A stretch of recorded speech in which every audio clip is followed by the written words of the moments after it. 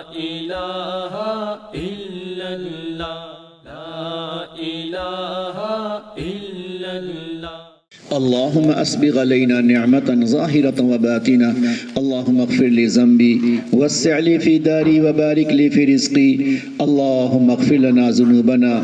وسع لنا في دورنا وبارك لنا في أرزاقنا اللهم أنزل علينا مائدة من السماء تكون لنا عيدا لأولنا وآخرنا يا أرحم الراحمين اللهم اكفنا بحلالك عن حرامك وأغننا بفضلك عمن سواك اللهم إني أسألك الغنى والتقى والعفاف يا أرحم الراحمين اللهم إني أسألك العفو والعافية والمعافاة في الدين والدنيا والآخرة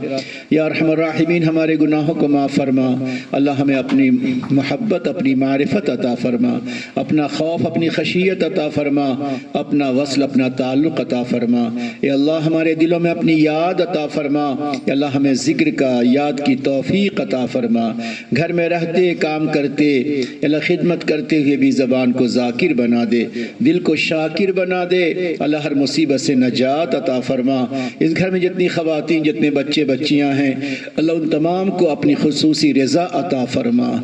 اللہم انی اسألک رضاک والجنہ اللہ ہم تیری رضا چاہتے ہیں تمام کو اپنی رضا عطا فرما رضا والے کام کی توفیق عطا فرما گھروں میں جو تعلیم ہوتی ہے اللہ اس تعلیم کو قبول فرما جو اجتماع ہوتا ہے اسے بھی قبول فرما اس گھر کی خواتین جو آنے والے علماء مہمانوں کی ضیافت کرتی ہیں اللہ ان خواتین کی ضیافت مہمان نوازی کے بدلے